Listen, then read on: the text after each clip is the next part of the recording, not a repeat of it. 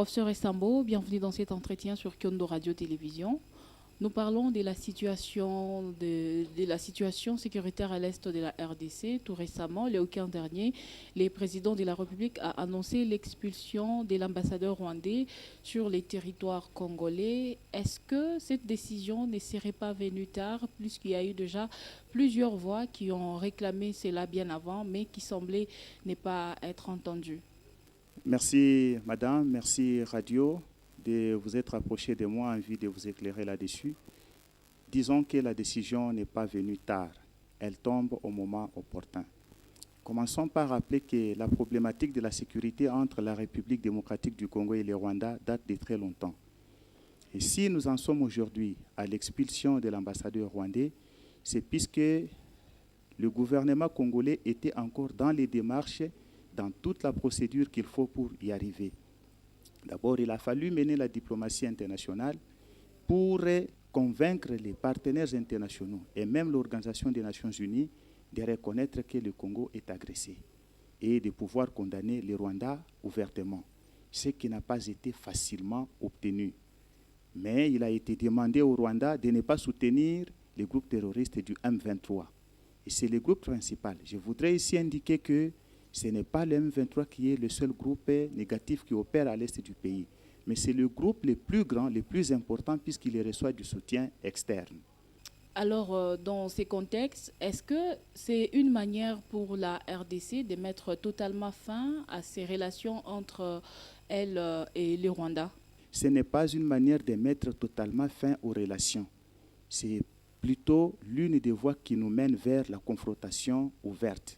Pourquoi? Puisque quand on doit arriver à une guerre entre deux États, un État contre un autre, il y a des préalables. D'abord, il faut que l'État commence par se plaindre de ce qu'il est victime, n'est-ce pas, des dérangements de l'État voisin. Ce qui se passe même dans le cas de la Russie contre l'Ukraine. Ensuite, il faudra que lorsque cela ne sera pas entendu, qu'on puisse procéder à l'expulsion, ce qui a été fait. Et si l'État dont l'ambassadeur est expulsé consent, il procède aussi à l'application du principe de réciprocité. Il expulse l'ambassadeur du pays qui a expulsé les siens. Donc, nous attendions que le Rwanda puisse aussi expulser l'ambassadeur congolais sur place à Kigali, ce qui n'a pas été fait. Ensuite, l'État qui se plaint va devoir décréter, n'est-ce pas, déclarer la guerre. Et quand il déclare la guerre, il ouvre les hostilités en ouvrant le feu. Mais il reste toujours ouvert au principe des droits internationaux qui nous recommande la négociation.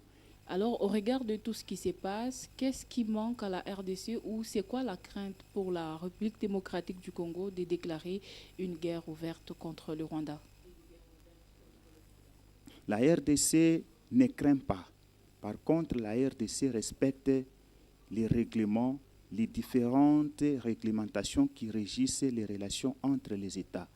D'abord, la Charte des Nations Unies est là pour, n'est-ce pas, mission de régir les relations politico-économiques et diplomatiques et même militaires que les États échangent dans les systèmes internationaux. On y va progressivement. Et il faut étudier. C'est peut-être, on a toujours parlé d'un arbre qui cache la forêt. Il a été longtemps parlé du M23, mais derrière le M23, c'était le Rwanda. Et vous devez le savoir, madame, que derrière le Rwanda, il y a d'autres puissances. N'oublions pas et n'effaçons pas notre mémoire de cette manière-là. Vous savez que quand M. Boris Johnson est Premier ministre en Angleterre, n'est-ce pas, il a eu à négocier un accord avec le Rwanda, accord lui permettant de déplacer tous les réfugiés asiatiques, notamment les Moyen-Orientaux qui venaient, les Syriens, peut-être les Afghans, ainsi de suite, qui ont fui vers l'Angleterre. Il les a plutôt déportés, si nous pouvons appeler les termes ainsi, vers le Rwanda. Et parmi tous ces Syriens-là, ou tous ces Orientaux qui sont venus, il n'y a pas de femmes, il n'y a que des jeunes gens dont l'âge varie entre 20 et 40 ans. Et vous savez, dans la plupart des cas, ce sont des jeunes gens qui sont entraînés au maniement d'armes. En quelque sorte, les quelques citoyens qui ont été déportés par la Grande-Bretagne vers le Rwanda, c'est comme si M. Paul Kagame, président du Rwanda, a eu à constituer une milice. Dès lors, il a constitué non seulement la milice, mais il a aussi érigé un bouclier humain. Puisque en déclarant la guerre contre lui, si vous rencontrez ces gens-là, vous n'allez pas tirer sur eux facilement, d'autant plus que le droit international va vous condamner. Puisque nous parlons de ces différentes réactions, plusieurs réactions au sujet des accords entre la RDC et le Rwanda, c'est notamment Adolphe Muzito qui demande à ce que la RDC puisse mettre fin à tous les accords et même quitter la communauté de la sous-région des pays de l'Afrique de l'Est pour mettre fin à cette agression rwandaise. Est-ce vraiment important pour la RDC de rompre avec tous ces accords? Il faudra d'abord que les gens sachent pourquoi la République démocratique du Congo a toqué à la porte de la communauté des États d'Afrique de l'Est. Si vous n'êtes pas dans une maison, vous ne connaîtrez pas où est-ce que la maison sointe et qu'est-ce qu'il peut y avoir comme bonheur. Vous n'aurez aucune personne dans cette maison pour vous soutenir en cas de besoin. Si la République a toqué à cette porte-là, c'est pour chercher quelle oreille peut être, n'est-ce pas, en mesure de l'entendre. Quitter, ce n'est pas une solution. Il faut plutôt y rester, puisque c'est là que vous pouvez aller mener la diplomatie pour convaincre ceux qui ont été convaincus par le Rwanda que la cause qu'il est en train de défendre n'est pas juste. Elle est plutôt fausse, elle est injuste. Il faut demeurer. Comment finir avec l'agression rwandaise? C'est une question de responsabilité individuelle de la République démocratique du Congo. Le problème auquel nous faisons face, il nous appartient nous-mêmes. Et il est question ici de faire un sursaut patriotique. Quand on est devant une guerre, il n'existe pas de camp. On forme un seul camp. Et c'est généralement ce qui est reproché aux Congolais. Devant leurs propres difficultés, les Congolais ont toujours brandi leurs différences. Il faut plutôt se liguer comme un seul homme, dit-on, et affronter l'ennemi.